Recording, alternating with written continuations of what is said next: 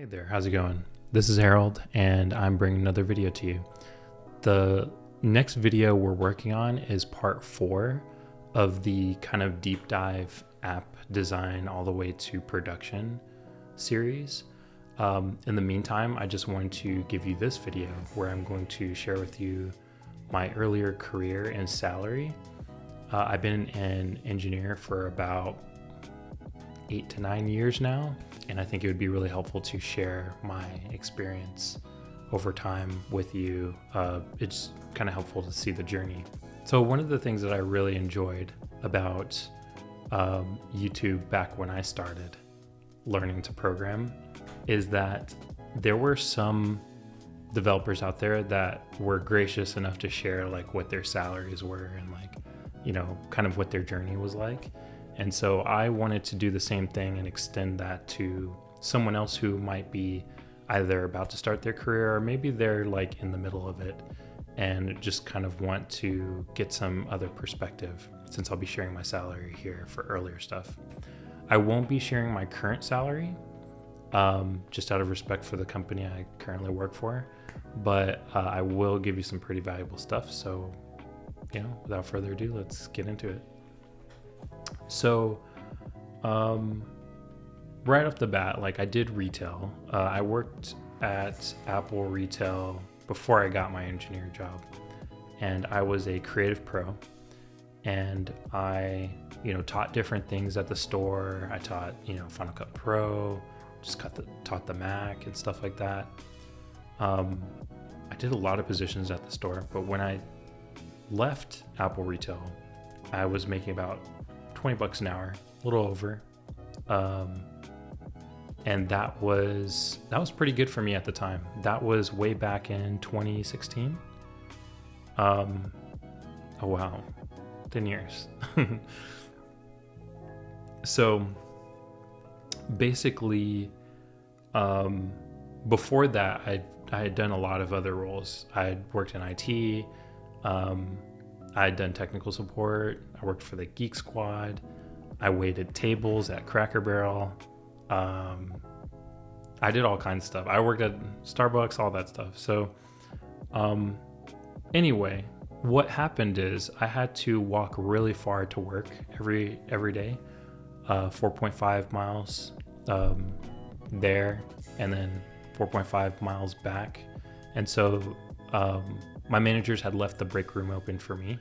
And so I would get to work hours early, and I had my MacBook, and I would start learning on YouTube and Team Treehouse and some other platforms. And I was studying how to become an iOS developer. And I did that for 2 hours before work, on my lunches, my breaks. When the lady would, go to sleep, I'd study a little bit. In the morning, I would study a little bit. Like, I was obsessed. But that amount of time that I was obsessed wasn't that long. It was like 6 to 9 months. And then after that, I just kind of knew so much that I decided to just kind of take shots in the dark. I was pretty bold. And that's where we come across my first developer salary, which was around $50K. So U-Haul reached back out to me because I did apply. I found out that I actually did submit an application. Surprisingly, they did actually reach back out, and I got my first gig, got really lucky. I definitely didn't on paper qualify for the role because I didn't graduate with a bachelor's degree or anything like that. So it was just really cool to get this interview and not do that well. Like, I kind of fumbled through the project even, but yeah, no, that was my first developer role and I loved it. I was so fortunate that they picked me to start there. I did terrible. My first 3 months, I was not a great developer. I had to have someone over my shoulder for a good amount of time. But after that, I started really getting good. By the time I left U-Haul, I was making somewhere around 70K-ish, a little more than 70K. So yeah, after during that time at U-Haul, I wanted to accelerate my skills even further. And there's no greater way, in my opinion, to accelerate your own skills than to teach. So I found a contract, someone had reached out to me actually, and it was a company called Tech Talent South at the time, and they hired me for 3 months to train, to do like some boot camps for iOS. And so I decided to do it and made about 15 grand, something like that, maybe 10 grand. And yeah, it was great. It was a 3-month boot camp. I taught it. It was fun. Yeah, it was awesome. After a little over a year, I was content with U-Haul, so I was planning to kind of stay.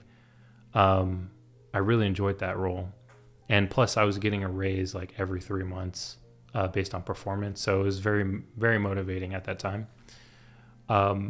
But I had gotten, I was reached out to by Apple, long story short, and I went through an excruciating interview process with them, and I ended up becoming a build and release engineer at Apple. So I was focused on like making sure that all the correct changes went into the right platforms, Mac OS, iOS, like for a specific team.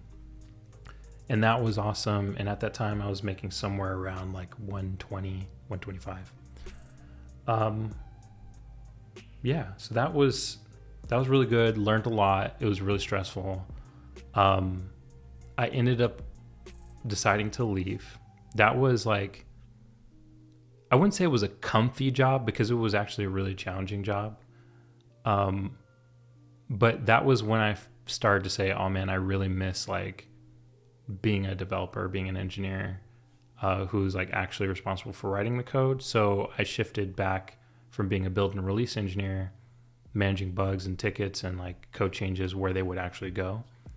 And, but I also missed my time at retail because I looked back fondly on that and the experience I had with customers. So I ended up becoming a solutions engineer. And if you don't know, a solutions engineer is usually a person in a company that knows a lot about the product, like knows a lot about your product, but also will like communicate with another engineering team outside of that company. So I was often like making guides and tutorials meant for other developers for this other company that I worked for. And that company is full story. It's not really a secret because I think they still have a YouTube video up of me doing a video teaching something. So, but yeah, no, that was really good. And I was making somewhere around 140 for that role. And so that was great. That role was really stressful because around that time was when the pandemic happened. It was also my first remote job. So, I had a pretty hard time with like managing my time and stuff like that. That was actually when I started, bullet journaling for the first time. So, it's thanks to that role and the struggles I had in it that I ended up, getting really good at like bullet journaling and making sure to keep good notes on like what I'm trying to do, my goals for the day. And yeah, going forward, I ended up being really, really good at working from home. So that was that one. Then I took on one more role before my current role, and that one was great. I took a pay cut on that one because instead of being a solutions engineer and dealing with sort of customer engineers and stuff like that, I missed the process of building stuff. So I went back into a more traditional iOS engineer role. And in that role, I made around 120K with bonuses and whatnot. And at that point, though, I had moved from California. Before then, I had moved from California to back to Arizona. So my money was going way further than it was in California. Back when I still had sort of a 140K salary, I was living in California and we were in the process of moving, but it was so expensive. I think I was paying around $4,700 a month for rent. So I got to slice that right in half when I came out here to Arizona, and that's worked out ever since. So I gave myself the ability to accept a lower salary, so that I could be in a role that I enjoyed more. And I really did enjoy this. Getting back into iOS engineering was super helpful. About this time, it's around like late 2020. And so it was cool to get back to that point.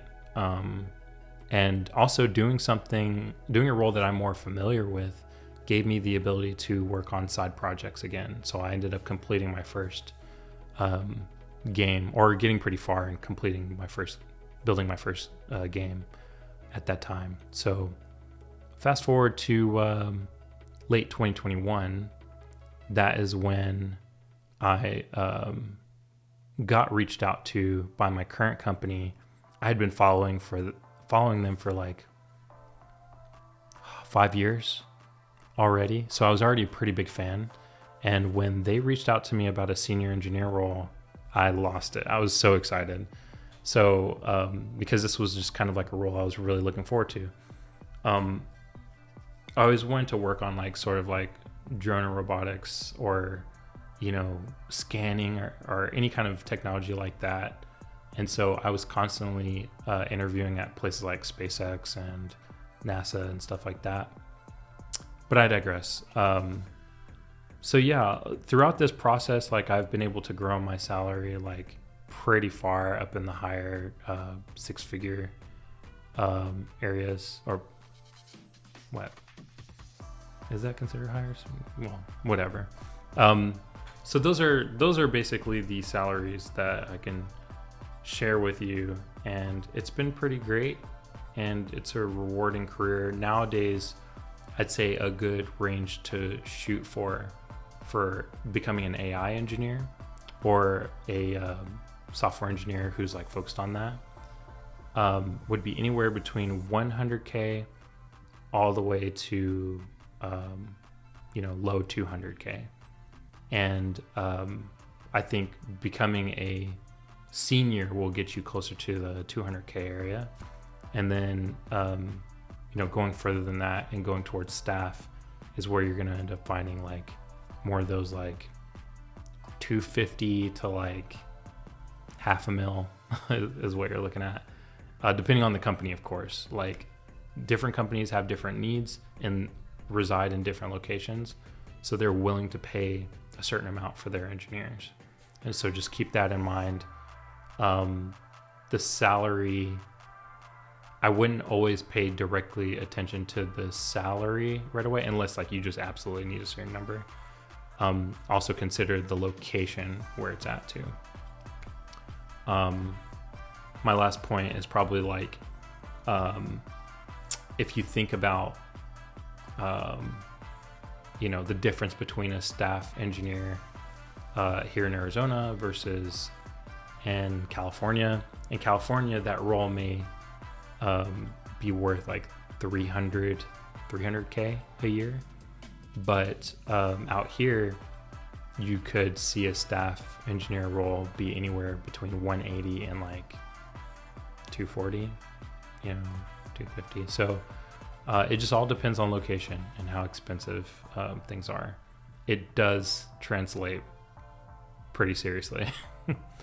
It is far more expensive to live in California. So yeah, anyway, this was just a warm-up video before I wrap up part 4 of my deep dive series, where I'm taking an idea of an application all the way to production, like with payments and all that stuff. So stay tuned for that. If you haven't seen it, go ahead and check it out. The first 3 videos are up, and enjoy that. And yeah, thanks for watching. Appreciate it.